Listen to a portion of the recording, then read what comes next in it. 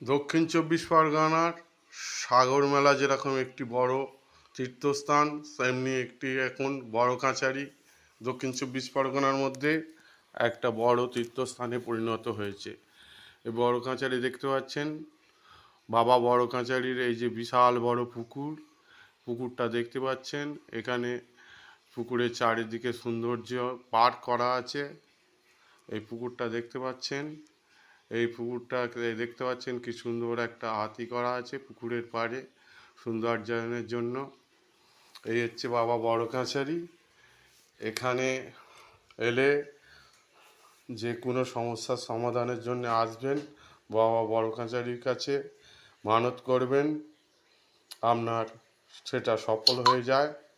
এখানে দেখতে পাচ্ছেন, এই প্রথমে এসে এই বাবার পুকুরে এসে সকলে স্নান করেন বা হাত পা ধুয়ে নিয়ে তারপরে এখানে দোকানে থেকে বাতাসা বা অন্য কিছু প্রসাদ কিনে এখানে দিতে হয়। এখানে যে সমস্ত বাচ্চারা হয়, বাচ্চা হলে তার ওজন মানসিক, অর্থাৎ বাচ্চার সমান ওজন করে বাতাসা এখানে লুট দেওয়া হয়। এটা রীতি আছে, কারণ বাচ্চা হওয়ার আগেই অনেকে মানত করে যায় যে আমার বাচ্চা হলে এখানে আমি লুট দেবো। এখানে দেখতে পাচ্ছেন দোকানগুলোতে বিশাল প্রসাদ সাজিয়ে রেখেছে। এই বড় কাছারির অলৌকিক শক্তি আছে, যে শক্তির বলে আপনি এখানে পুজো দিয়ে যাবেন এবং এখানে আপনি দরখাস্ত লিখে যাবেন। অর্থাৎ এখানে একটা সাদা কাগজে দরখাস্ত লিখে আপনি মন্দিরের যে বেড়া বা গিল আছে ওই গিলে করে দেবেন, বেঁধে দেবেন এবং বাবা আপনার মনস্কামনা পূরণ করেন। আপনার চাকরি হচ্ছে না বা এই দেখতে পাচ্ছেন, এই সকলে সব দরখাস্ত লিখে এইভাবে এই গিলের মধ্যে আটকে দিয়ে যায়। এইটাই নিয়ম।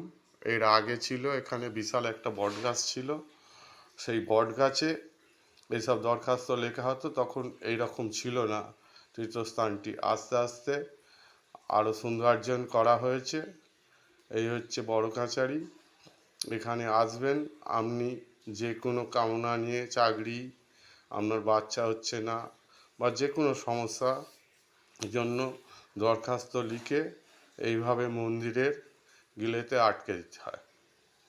দেখতেই পাচ্ছেন যাদের বাচ্চা হয়েছে তারা বাচ্চা নিয়ে এইভাবে ঘোরেন। এর একটি ইতিহাস আছে। পুরাকালে এখানে এক গরিব চাষি ছিল, তার বাচ্চা হচ্ছিল না। সেই জন্য এই গরিব চাষি বললেন, এই বট গাছে একদিন কাছে এসে কান্নাকাটি করছিলেন স্বামী স্ত্রীর মধ্যে অশান্তির ফলে।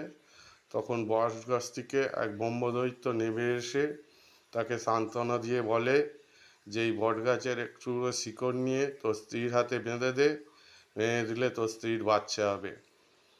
সেই থেকেই এখানে ওই বট গাছের শিকড় সকলে নিয়ে যেতেন এবং তারপরে তার যা যা সমস্যা হয়েছে সব সমস্যার সমাধান হয়ে যেত। এইভাবে এক অলৌকিক শক্তি বলে বাবা বড় কাছারি মন্দির প্রতিষ্ঠিত হয়।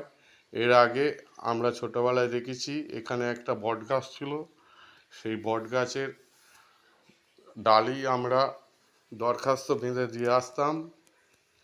এখন কিন্তু সেই বট গাছ এর শিকড় সমস্ত যাত্রী তুলে তুলে তাকে খুবলে যেহেতু নষ্ট করে ফেলে, বটগাছটি মারা যায়। তারপরে পুনরায় বটগাছ বসিয়ে চারিদিক দিয়ে গেঁথে এইভাবে প্রতিষ্ঠিত হয় বাবা বড় কাছারি। এই হচ্ছে বাবা বড় কাছারির অলৌকিক ক্ষমতা। এর অলৌকিক ক্ষমতা, আপনার যে কোনো সমস্যা নিয়ে আসবেন সমস্ত সমস্যার সমাধান হয়ে যায়।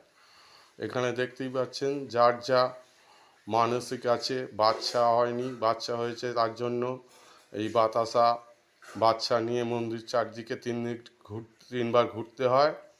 এই বাচ্চাকে নিয়ে ঘোরা হচ্ছে বাচ্চা, এবং যে যা মানসিক রাখে, কেউ মেয়ে হলে সখী নিয়ে যায় বা লক্ষ্মী নিয়ে যায়, এবং যাদের বেটা ছেলে হয়েছে তারা সাধারণত গোপাল নিয়ে যায়। এইভাবে চারদিক তিনবার পাক দিয়ে ঘোরার পর বড় কাছারির মূল মন্দিরে ওঠা হয়। উঠে সেখানে পুজো দেওয়া হয়। পুজো দেওয়ার পরে এই মন্দিরে উঠছে, দেখতেই পাচ্ছেন। এখানে মন্দির দেখতেই পাচ্ছেন, মন্দিরে সমস্ত লোকজন কিভাবে উঠছে, উঠে পুজো দিচ্ছে। পুজো দেওয়ার পরে আপনার মানসিক সমস্ত যাত্রীরা এখানে যেসব ধর্মশালা আছে সেখানে গিয়ে তারা খাওয়া দাওয়া করেন। তারপর যে যার বাড়ির দিকে রওনা হয়। এই হচ্ছে বড় কাছারি। এখানে খুব সুন্দর, আপনি যে কোনো সমস্যা নিয়ে আসবেন, যা আপনার বাচ্চা হচ্ছে না, আপনার চাকরি হচ্ছে না, আপনার মামলা মকদ্দমা নিয়ে আসবেন, সমস্ত কিছুতেই এখানে সুরাহা হয়ে যায়। অতএব আপনি একবার আসুন। কলকাতা হইতে 75 বাসে যোগে বড় কাছারি স্টপেজ নামলেই বড় কাছারি স্টপেজ 5 মিনিট হাঁটা পথে যাবেন, বা রিক্সা বা টোটো পেয়ে যাবেন। এইখানে খুব সুন্দর জায়গা। আপনি একবার দক্ষিণ চব্বিশ পরগনার বড় কাছারিতে ঘুরে যান, দেখবেন কত মনোরম দৃশ্য, কত সুন্দর লাগবে আপনার এখানে।